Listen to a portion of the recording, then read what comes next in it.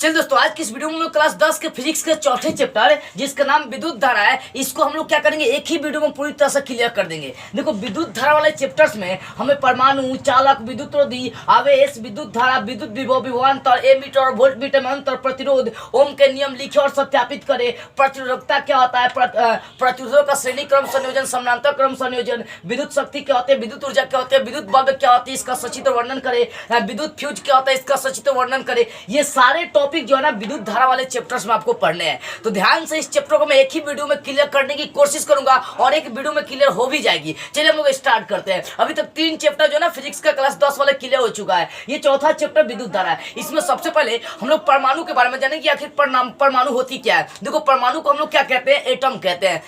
Atom English में कहते हैं परमाणु। देखो, परमाणु के बारे में सबसे पहले ऋषि कनाद नाम के ऋषि ने बताया था। ऋषि कनाद मतलब एक कनाद नाम का ऋषि था जिन्होंने बताया था। वो अपने ही भारत के रहने वाले थे। देखो, किसी भी पदार्थ का सूक्ष्मतम कण, किसी भी पदार्थ का सूक्ष्मतम कण क्या कहलाती है, परमाणु कहलाती है। कोई भी मान लो पदार्थ है, ये पदार्थ है, इसका छोटा सा कण क्या कहलाएगी, परमाणु कहलाएगी। तो किसी भी पदार्थ का जो कण होता है ना, छोटा कण, वो क्या कहलाती है, परमाणु कहलाती है। आप परमाणु के जानते हैं, परमाणु के 3 मौलिक कण होते हैं, इलेक्ट्रॉन, प्रोटॉन, न्यूट्रॉन। इलेक्ट्रॉन जो होते हैं ना, परमाणु के इलेक्ट्रॉन जो होते हैं ना, परमाणु के चारों ओर चक्कर लगाते हैं। देखो, मान लो ये अगर परमाणु है, ठीक है ना, ये यहाँ ध्यान दीजिए।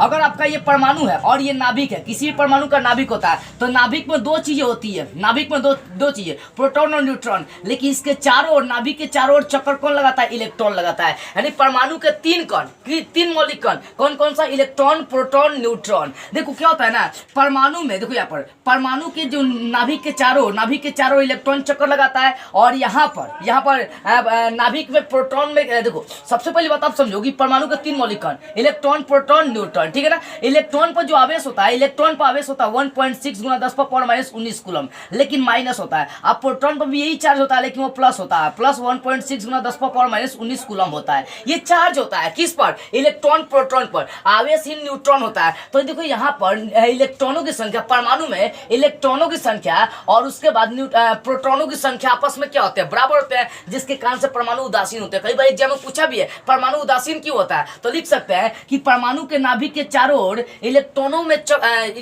नाभिक का चक्कर लगाने वाले इलेक्ट्रॉनों की संख्या, बोल सकते हैं कि नाभिक में भले, देखो कोई क्वेश्चन अगर करेगा कि परमाणु उदासीन क्यों होती है, तो बताना होगा कि परमाणु में इलेक्ट्रॉनों की संख्या प्रोटॉनों की संख्या के बराबर होती है। देख सकते हैं ना, इसमें भी वही है, बस अपने चार्ज अलग अलग होता है। दोनों के क्या होते हैं, बराबर होते हैं। सोचो, ये माइनस ये प्लस दोनों मिलेंगे तो क्या हो जाएंगे, 0 होंगे। जीरो का मतलब क्या, उदासीन हो गया। तो मेरे कहने का मतलब क्या है कि परमाणु में इलेक्ट्रॉनों की संख्या प्रोटॉनों की संख्या के बराबर होती है। इसी कारण से बोलते हैं परमाणु उदासीन होती है। इलेक्ट्रॉन, परमाणु के 3 मौलिक कण, इलेक्ट्रॉन, प्रोटॉन, न्यूट्रॉन। इलेक्ट्रॉन नाभिक के चारों ओर क्या करते हैं, घूमने का काम करते हैं। और नाभिक में 2 चीजें होती है, प्रोटॉन और न्यूट्रॉन होती है, ठीक है ना। तो इलेक्ट्रॉनों की संख्या प्रोटॉनों की संख्या के बराबर होती है, जिसके कारण से परमाणु उदासीन होते हैं, ठीक है।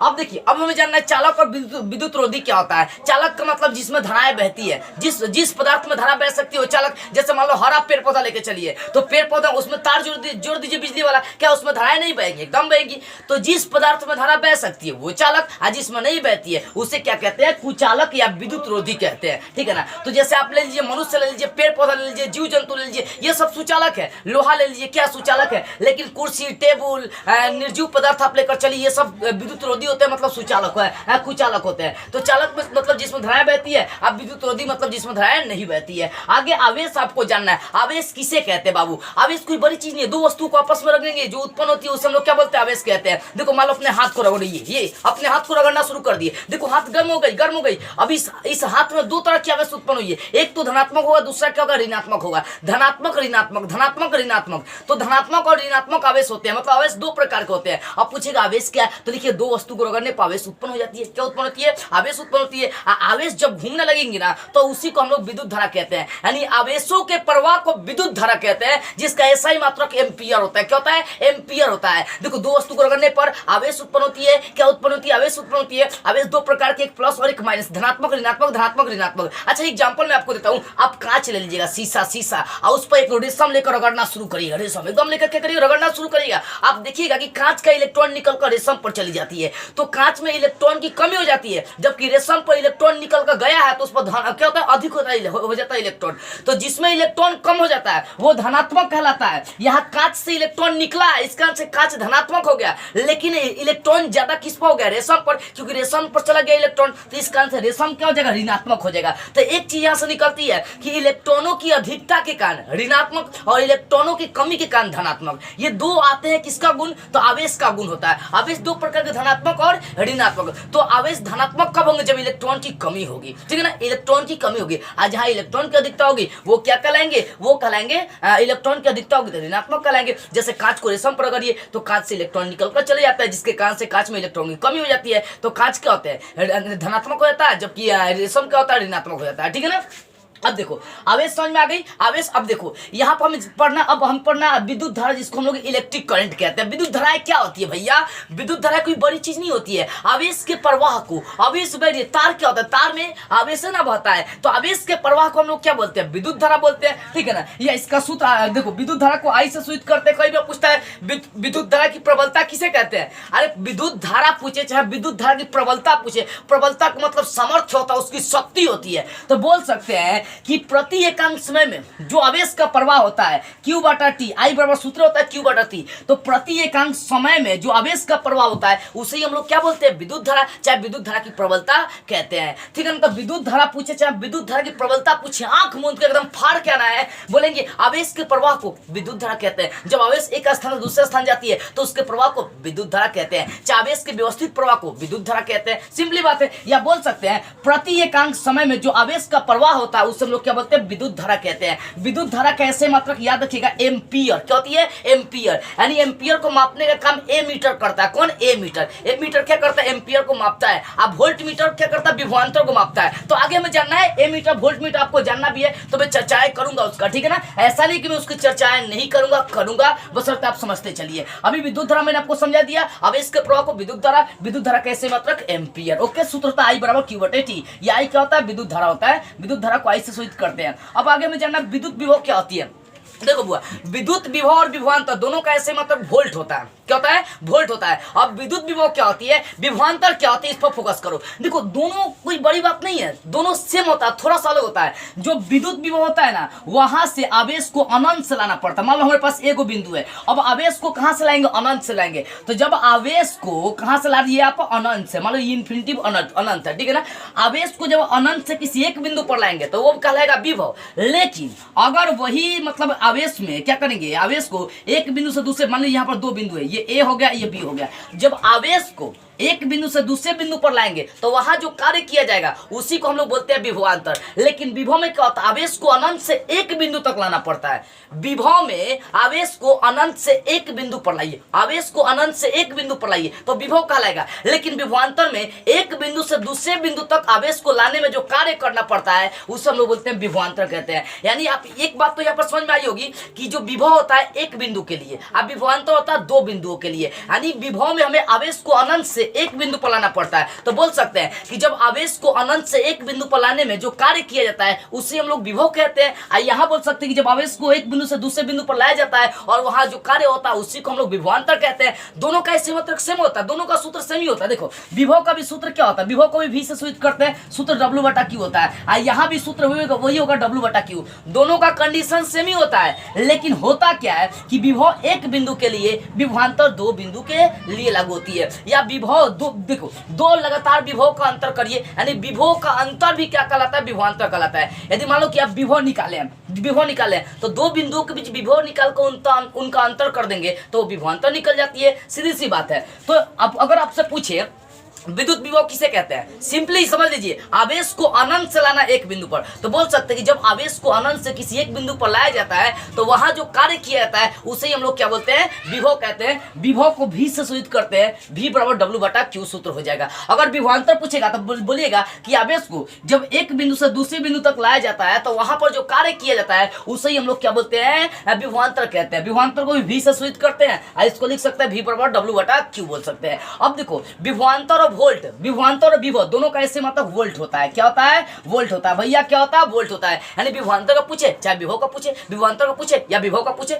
दोनों का ऐसे मतलब वोल्ट होता है। आई होप आपको ये विद्युत विभव और विभवांतर समझ में आ गई होगी। अब हमें जानना है एमीटर और वोल्ट मीटर। एमीटर और वोल्ट मीटर क्या होता है, जरा सा इसको समझिए। देखो एमीटर और वोल्ट मीटर कोई बड़ी बात नहीं है, धारा को मापता है एमीटर और विभवांतर को मापता है वोल्ट मीटर। पूछेगा एमीटर और वोल्ट मीटर में क्या अंतर है, अगर पूछेगा किसे कहते हैं एमीटर, तो लिखेगा कि धारा को मापने वाले यंत्र को एमीटर और दो बिंदुओं के बीच विभवांतर मापने वाले यंत्र को वोल्ट मीटर कहते हैं। अगर अंतर पूछेगा तो एक और एमीटर एक और वोल्ट मीटर। अब देखो एमीटर में सबसे पहले लिखेंगे आप कि एमीटर धारा को मापने का काम करता है, वोल्ट मीटर विभवांतर को मापने का काम करता है। देखो एमीटर को विद्युत परिपथ में हमेशा हम लोग श्रेणी क्रम में जोड़ते हैं, लेकिन वोल्ट मीटर को हमेशा श्रेणी क्रम में नहीं समानांतर क्रम में जोड़ी जाती है। कहां? विद्युत परिपथ में। इस चीज को आप याद रखिएगा। देखो ए मीटर को श्रेणी क्रम में, वोल्ट मीटर को समानांतर क्रम में। और तीसरा लिख सकते हैं कि ए मीटर का स्केल एम्पियर में अंकित रहता है, लेकिन वोल्ट मीटर का स्केल हमेशा किस में अंकित रहेगा, और उसका वोल्ट में ही अंकित रहेगा। वोल्ट मीटर का वोल्ट में ही अंकित रहता है। तीन अंतर लिखना है। पहले का तो जो ए मीटर होता है धारा को मापेगा और वो किसको मापेगा, विभवांतर को मापेगा। दूसरा अंतर ये श्रेणी क्रम में जुड़ा रहता है। कौन? ए मीटर। ए मीटर किन से क्रम है, मान लो ये श्रेणी क्रम में और समानांतर क्रम में जुड़ा रहता है। और तीसरा इसका एम्पियर में स्केल अंकित रहता है, इसका वोल्ट में स्केल अंकित रहता है। ये तीन अंतर लिख सकते हैं। क्या क्या? ए मीटर धारा को मापता है, वोल्ट मीटर विभवांतर को मापता है। ठीक है ना। ए मीटर श्रेणी क्रम में जुड़ी रहती है परिपथ के, जबकि वोल्ट मीटर परिपथ के समानांतर क्रम में जुड़ी रहती है। और तीसरा अंतर लिख सकते हैं कि ए मीटर का जो स्केल होता है एम्पियर में अंकित रहता है, लेकिन वोल्ट मीटर का स्केल वोल्ट में अंकित रहता है। ये तीन अंतर आपको समझ में आ गई होगी। आगे प्रतिरोध समझना है। देखो वह पदार्थ का ऐसा गुण जो धारा को अपने अंदर रोक लेती है, वही गुण उसका प्रतिरोध कहलाती है। यानी धारा को रोकने वाला गुण क्या कहलाती है, प्रतिरोध कहलाती है। जो धारा को रोक दे वो प्रतिरोध कहलाती है। तो किसी यदि मान लो लोहा, मान लो ये पेन है, ठीक है ना, ये पेंसिल है। अब इसमें हम धारा जोड़ेंगे तो क्या इसमें धाराएं बह सकते नहीं, इसके अंदर जो गुण है वो रुकने का काम करिए, और यही गुण क्या कहलाएंगी, प्रतिरोध कहलाएंगे। रेसिस्टेंस कहलाती है प्रतिरोध। तो प्रतिरोध क्या करता है, धारा को रोकने का काम करता है। मान लो जितने स्पीड से वोल्ट आ रही है, धारा आ रही है, उतना स्पीड से ये रोकने का काम करता है। तो धारा को रोकने वाले जो गुण होते हैं, पदार्थ का जो गुण होता है, उसी गुण को हम लोग प्रतिरोध कहते हैं। तो बोल सकते हैं कि पदार्थ का वह गुण जो धारा का विरोध करती है, मतलब धारा को रोकने का काम करती है, उससे हम लोग प्रतिरोध कहते हैं। देखो प्रतिरोध को आर से सूचित करी जाती है, और आर बराबर सूत्र होता है V बटा I होता है। क्या होता है? V बटे I होता है। अब आगे हम लोग समझेंगे। देखो प्रतिरोध का ऐसे मतलब क्या रखना, ओम होता है। क्या होती है? ओम होती है। ओम को ऐसे शिवलिंग से हम लोग सूचित करते हैं। तो प्रतिरोध का ऐसे मतलब ओम होता है। अब प्रतिरोध के बाद हमें जानना है ओम का नियम जानना है, और ओम के नियम का सत्यापन करना है। तो बाबू ओम का नियम मैं आपको सिंपली समझा दूंगा, आप सिंपली इसको पहले समझ लीजिए। ठीक है ना। देखो क्या होता है ना कि अगर मान लो कोई चालक है, मान लो यही चालक है, ये चालक है, ठीक है ना, ये चालक है, तो इसमें जो बहने वाली धारा है और इनमें जो उत्पन्न विभवांतर वो समानुपाती होते हैं। यानी चालक में वो चालक के बीच उत्पन्न विभवांतर बहने वाली धारा के समानुपाती होता है। अगर चालक में विभवांतर उत्पन्न हुआ है तो बहने वाली धारा के समानुपाती हो जाती है, यानी भी समानुपाती आई। यहाँ से समानुपाती हटाएंगे तो एक नियतांक आर चली आती है, यानी इसको आर आई लिख सकते हैं। इसलिए यहाँ पर आर बराबर सूत्र निकल जाएगा, आई को इधर लाएंगे तो भी बटा हो जाएगा, आई हो जाएगा। यही ओम का नियम होता है। यहाँ पर नियत क्या होता है, नियत यहाँ पर प्रतिरोध होता है, या बोल सकते हैं कि इसका अवस्था ताप परिवर्तन यहाँ पर नहीं, मतलब ताप जो टेम्परेचर जो होता है नियत होता है। पूछेगा ओम का नियम लिखे तो लिखेगा यदि किसी चालक की भौतिक अवस्था या उसका तापमान नहीं बदले तो उनके सिरों के बीच उत्पन्न विभवांतर बहने वाली धारा का समानुपाती होता है, इसे ओम का नियम कहते हैं। अब भैया ओम का नियम का सत्यापन करना चाहते हैं तो ये वीडियो बहुत लंबा हो जाएगा, इस कारण से मैं डिस्क्रिप्शन में लिंक दे दूंगा ओम का नियम कैसे सत्यापित करना है, क्योंकि मैं पहले भी ओम का नियम पढ़ा चुका हूं। तो मैं लिंक दे दूंगा डिस्क्रिप्शन में, ओम का नियम कैसे लिखना है, कैसे सत्यापित करना है, एक बार जाकर आप उसको देख लीजिएगा विस्तार से, ठीक है ना। वहां पर थोड़ा सा वो 15-20 मिनट का वीडियो होगा ओम का नियम, क्योंकि देखो ये 5 नंबरिया में करता है, आप देखना भूलिएगा नहीं। ओम का नियम बहुत ही इंपॉर्टेंट है, नहीं तो आप समझिएगा, ठीक है ना। तो ओम के नियम लिखे और सत्यापित करें। मैंने सिंपली समझा दिया कि ओम के नियम में ताप नियत होता है, टेम्परेचर नियत होता है, इसमें सिरों के बीच उत्पन्न विभवांतर बहने वाली धारा के समानुपाती होता है, इसे ही हम लोग क्या कहते हैं, ओम का नियम कहते हैं, ठीक है ना। यानी सूत्र होता है भी समानुपाती आई, यहां से निकालेंगे तो आर का सूत्र भी बटा आई हो जाएगा, ठीक है ना। याद रखिए इसी को ओम का नियम कहते हैं हम लोग। पूछता ऑब्जेक्टिव में ओम के नियम में किसका मान नियत होता है, ताप का मान नियत होता है, चाहे भौतिक अवस्था का मान नियत होता है, ठीक है ना। याद रखिएगा सब चीज। अब आगे हमें जानना है प्रतिरोधकता। देखो प्रतिरोधकता क्या होती है, मैं सिंपली अगर समझाना चाहूँ आपको तो प्रतिरोधकता कोई बड़ी चीज नहीं होता, लेकिन फिर भी आप समझ लीजिए।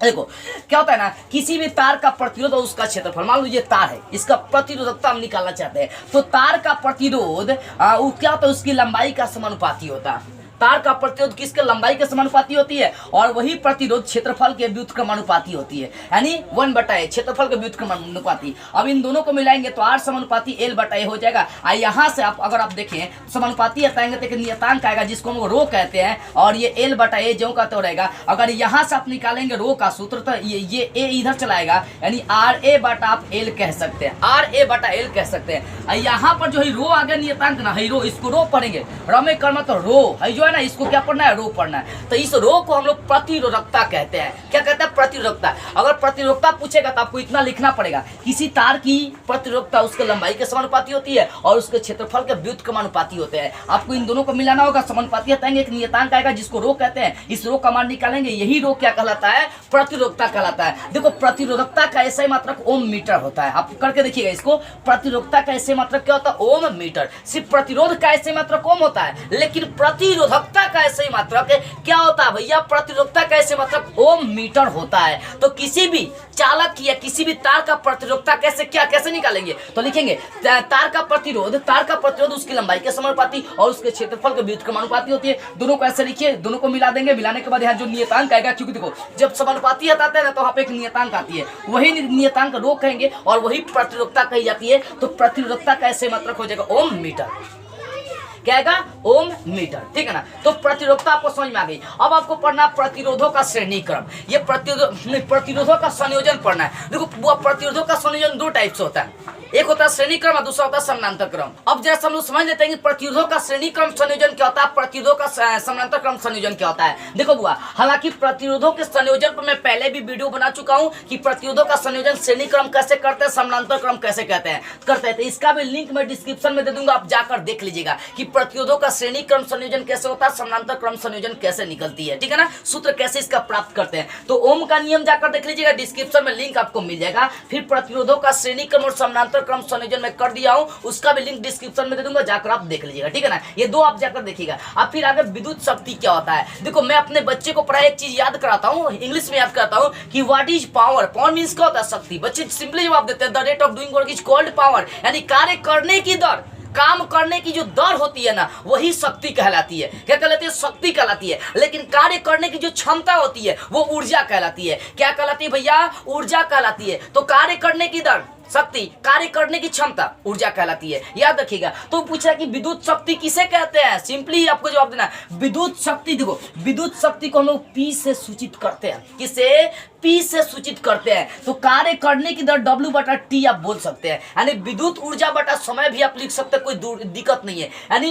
देखो किया गया कार्य ही ऊर्जा में कन्वर्ट हो जाता है। तो कई जगह पर हिंदी में लिखा रहेगा विद्युत ऊर्जा, आप बटा लिखता रहता है समय, तो इसका भी मतलब शक्ति होता है, समझ में आ रही है ना। कार्य करने का जो दर होगा, या बोल सकते हैं कि प्रति एकांक समय में जो कार्य किया जाता है उसे हम लोग शक्ति कहते हैं। शक्ति को P से सूचित करते हैं, और शक्ति का ऐसे मतलब वाट होता है, कहते हैं वाट लगा देंगे, शक्ति होगा तो सबको ही वाट लगा देगा। तो शक्ति का ऐसे मतलब याद रखिएगा वाट क्या होती है, वाट होती है। शक्ति का ऐसे मतलब क्या होती है, वाट होती है। भैया शक्ति का ऐसे मतलब क्या होती है, वाट होती है, याद रखने वाली बात है, ठीक है ना। उसके बाद देखो एक चीज और पूछा गया, ऑब्जेक्टिव में पूछता है क्वेश्चन कि निम्नलिखित में से कौन विद्युत शक्ति का व्यंजक है। तो याद रखिएगा विद्युत शक्ति का व्यंजक P बराबर V²/R। ये बहुत प्रचलित है, इतना ज्यादा प्रचलित है ना। अगर आपको ऑप्शन में दिया बोले कि विद्युत शक्ति का कौन सा सूत्र है, अगर ये वाला ऑप्शन होगा V²/R तो आंख मूंद के मारिएगा V²/R, क्योंकि ये बहुत प्रचलित है। एक बार नहीं हजारों बार क्वेश्चन ये कर चुका अभी तक, ठीक है ना।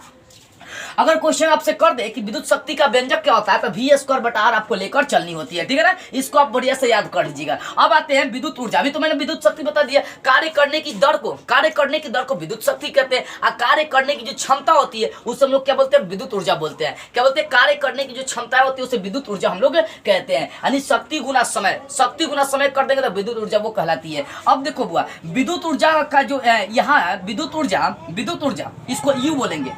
तो विद्युत ऊर्जा का बहुत सारा सूत्र होता है, I² भी हम लोग कह सकते हैं, ये भी विद्युत ऊर्जा का सूत्र होता है। कार्य करने की जो क्षमता होती है उसको विद्युत ऊर्जा कहते हैं। विद्युत ऊर्जा का ऐसा ही मात्रक याद रखिएगा, विद्युत ऊर्जा का ऐसा ही मात्रक जो होता है ना वो होता है जूल होता है। क्या होता है, विद्युत ऊर्जा चाहे उष्मा, दोनों का ऐसे मात्रक जूल होता है। और ये अदिश राशि होती है। कौन सी राशि होती है, अदिश राशि होती है। देखो तो इसका ऐसे मात्रक जूल होता है। देखो किसका, तो ऊर्जा का ऐसा ही मात्रक याद रखिए क्या होगा, जूल होगा। ऊर्जा का ऐसे मात्रक जूल होगा। और उष्मा का भी ऐसे मात्रक पूछेगा तो जूल होगा। अगर यही पूछे कि इसका सीजीएस मात्रक किसका, तो विद्युत ऊर्जा का सीजीएस मात्रक क्या होता है, तो याद रखिए कैलोरी होता है। क्या होता है, कैलोरी। कैलोरी ऊर्जा का सीजीएस मात्रक क्या होता है, देखो बुआ यहाँ समझिएगा, सीजीएस ऊर्जा का सीजीएस जो मात्रक होता है कैलोरी, ऑब्जेक्टिव के लिए बड़ा इंपॉर्टेंट है। पूछता भी है कि एक कैलोरी बराबर कितना जूल, तो 4.2 जूल पूछेगा। कि अगर क्वेश्चन आपसे कर देगा कि विद्युत ऊर्जा, क्वेश्चन कर देगा कि एक कैलोरी बराबर कितना जूल, तो 4.2 जूल। ये कैलोरी क्या होता है, तो विद्युत ऊर्जा का सीजीएस मात्रक होता है। तो विद्युत ऊर्जा का सीजीएस जो मात्रक होता है ना, वो विद्युत ऊर्जा का जो सीजीएस मात्रक हो वो कैलोरी होता है, यानी एक कैलोरी बराबर 4.2 जूल होती है, ठीक है ना। और एक चीज और देखिएगा, विद्युत ऊर्जा को ही विद्युत ऊर्जा के सारे ही विद्युत ऊर्जा के ऐसे मात्रक और भी होता है, वोट होता है, यूनिट होता है, ठीक है ना। और यहाँ से एक और क्वेश्चन विद्युत ऊर्जा में आती है कि एक यूनिट बराबर कितना, चाहे मतलब क्वेश्चन भी करता है कि 1 किलोवाट घंटा यानी 1 kWh का मान कितना होता है, तो 3.6 गुना 10⁻6 जूल। ये किलोवाट घंटा क्या होता है, तो विद्युत ऊर्जा का व्यवसायिक मात्रक होता है। इसको वोट, बीओटी, वोट या यूनिट भी कही जाती है। तो अगर आपसे एग्जाम में क्वेश्चन कर दे कि 1 यूनिट का मान कितना होता है, तो यही होता है 3.6 गुना 10⁻6 जूल। अगर ये क्वेश्चन कर दे 1 किलोवाट घंटा का मान कितना होता है, तो भी यही होगा। अगर ये पूछे 1 यूनिट का मान कितना होता है, तो भी यही होगा। बिजली बिल कैसे निकाली जाती है, इस पर मैं एक वीडियो बना दी हूं, जाकर देखिएगा। इसके सारे किलोवाट घंटा का सारे हम लोग क्या करते हैं, बिजली बिल निकालते हैं, इतना यूनिट उठा वो इसके हिसाब से इतना पैसा निकल जाएगा, सब मैंने समझा दिया, ठीक है ना। तो देखो, तो ये ऊर्जा का थोड़ा सा ऐसे मात्रक लंबा होगा, ऊर्जा का ऐसा मात्रक जूल, ऊर्जा का सीजीएस मात्रक कैलोरी, 1 कैलोरी बराबर 4.2 जूल। उसके बाद ऊर्जा का ऐसे मात्रक किलोवाट घंटा, ये व्यवसायिक मात्रक होता है। ऊर्जा का व्यवसायिक मात्रक किलोवाट घंटा होता है, या वोट होता है, या यूनिट होता है। इन सभी का मान 1 किलोवाट घंटा का मान 3.6 गुना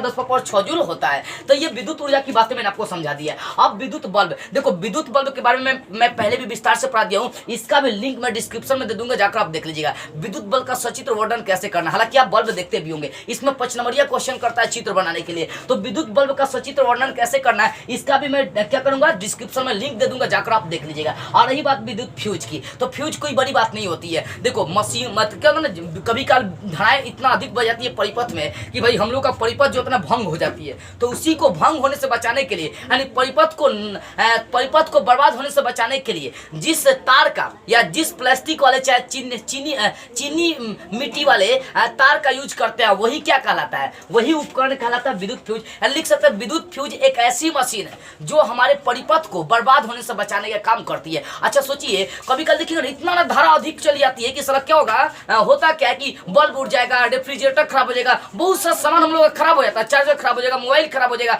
ज्यादा धाराएं आने के कारण से, क्योंकि देखो अगर मान लीजिए कभी धीरे धीरे धाराएं आ रही है और कभी डायरेक्ट धीरे बहुत ज्यादा धाराएं आ जाएंगी तो सर्किट शॉर्ट कर जाएगा, दिक्कत हो जाएगा। लेकिन अगर फ्यूज लगल रहेगा तो उसका तार का जो प्रतिरोधकता होता है वो बहुत अधिक, लेकिन बहुत कम होता है, गलनांक उसका बहुत नहीं। देखो विद्युत फ्यूज की बात बता रहा हूँ, विद्युत फ्यूज का जो गलनांक होता है बहुत अधिक होता है, बहुत कम होता है, यानी बहुत कम गलता है। विद्युत फ्यूज में जो तारवा लगा रहता है ना, उस तारवा का गलनांक बहुत कम होता है, प्रतिरोधकता बहुत ज्यादा होती है, जिसके कारण से अगर ज्यादा धाराएं आएंगी तो तारवे गल जाता है। क्या तार ही क्या होता है, गल जाता है। ज्यादा धारा बहने से आपका परिपथ में नष्ट नहीं होगा, लेकिन आपका उसमें फ्यूज क्या होता है, उड़ जाता है। तो विद्युत फ्यूज लिखिएगा, विद्युत जो फ्यूज हम लोग लगाते हैं वो एक ऐसी मशीन होती है जो परिपथ को बर्बाद होने से बचाती है। लिख सकते हैं कभी कभी इतनी धाराएं तेज हो जाती है कि परिपथ को बर्बाद करने को लग जाती है। इसी से हम लोग इसी को बचाने के लिए, मतलब परिपथ को बर्बाद होने से बचाने के लिए जिस उपकरण का, चाहे जिस चीनी मिट्टी वाले उपकरण का प्रयोग करते हैं, चाहे जिस तार का प्रयोग करते हैं, वही क्या कहलाता है, विद्युत फ्यूज कहलाती है। तो विद्युत फ्यूज कोई बड़ी टॉपिक नहीं है, इसके बारे में मैं चर्चा उतना नहीं करूंगा, ये कभी एग्जाम में पूछा भी नहीं है। विद्युत फ्यूज होता क्या है, बस लिख सकते हैं कि परिपथ को बर्बाद होने से बचाने के लिए हम लोग विद्युत फ्यूज का प्रयोग करते हैं, ठीक है ना। तो इस तरह से मैंने आपको सारे टॉपिक क्लियर करा। परमाणु क्या होता है, चालक और विद्युत रोधी क्या होता है, आवेश क्या होता है, विद्युत धारा क्या होता है, विद्युत विभव क्या होता है, विभवांतर क्या होता है, वोल्ट मीटर एमीटर क्या होता है, प्रतिरोध क्या होता है, ओम का नियम क्या, ओम का देखो यहाँ पर 3 का मैंने लिंक दिया। ओम के नियम का सत्यापन कैसा करना है, इसका लिंक डिस्क्रिप्शन मिलेगा। प्रतिरोधों का श्रेणी क्रम समानांतर क्रम संयोजन कैसे निकालना है, इसका भी लिंक डिस्क्रिप्शन मिल जाएगा। आप विद्युत बल्ब का सचित्र वर्णन कैसे करना है, इसका भी लिंक डिस्क्रिप्शन में आपको मिल जाएगा। तो इस तरह से मैंने 4 गो चैप्टर आपका विस्तार से क्लियर करा दिया एक ही वीडियो में। पहला मतलब पहले का चैप्टर पे एक वीडियो, दूसरा का चैप्टर पे एक वीडियो, तीसरा का चैप्टर पे एक वीडियो और ये चौथा चैप्टर पे एक वीडियो। इन 4 वीडियो में आपका चारों चैप्टर क्लियर। एक दो और चैप्टर है तो उस पर एक दो और वीडियो बनाकर उस चैप्टर को हम फिनिश कर देंगे, ठीक है ना। तो आप लोगों के लिए काफी मेहनत कर जा रही है, तो बस आप लोग एक काम करें, इस वीडियो को हर जगह आपकी तरफ फैलाइए, ठीक है ना। तो बस आज की इस वीडियो में अगले वीडियो में हम लोग अगले वाले चैप्टर को स्टार्ट करते हुए फिर मिलेंगे।